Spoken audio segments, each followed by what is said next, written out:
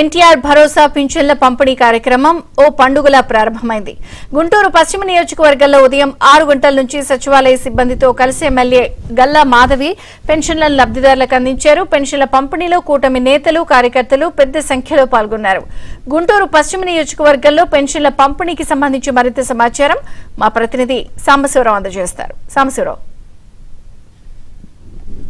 ఎన్టీఆర్ భరోసా pension పంపిణీ కార్యక్రమం గుంటూరు జిల్లాలో ఒక పండుగ వాతావరణం జరుగుతుంది. గుంటూరు పశ్చిమ నియోజకవర్గంలో ఎమ్మెల్యే గల్లా మాధవి ప్రతి డివిజన్కి వెళ్లి ఉదయం 6 గంటల నుంచి స్థానిక కూటమి నేతలతో కలిసి సచివాలయ సిబ్బంది ద్వారా ఇంటింటికి వెళ్లి పెన్షన్లు పంపిణీ చేస్తున్న పరిస్థితి ఉంది. ప్రస్తుతం మనం గుంటూరు పశ్చిమ నియోజకవర్గంలోని ఏటాగ్రహారంలో పెన్షన్ పంపిణీ కార్యక్రమంలో ఉన్న గల్లా మాధవి దగ్గర ఉన్నాం.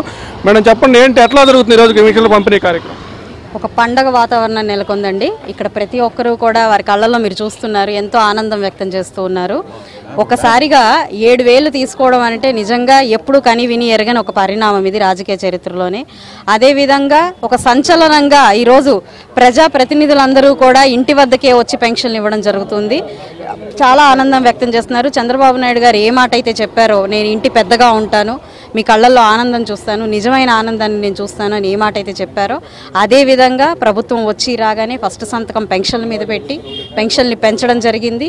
కోడ్ అమలైన 3 నెలల నుంచి కూడా ఆ 3 నెలల తాలూకు 1000 రూపాయల చొప్పున ఆ 3,000, అలాగే అమలవుతున్న ఈ 4,000, నెలకి 4,000, మొత్తంగా 7,000 రూపాయలు ఈరోజు ప్రతి ఒక్కరికి అర్హులైన వాళ్ళకి అందజేస్తున్నప్పుడు వారి కళ్ళలో నిజమైన ఆనందం కనిపిస్తూ ఉంది.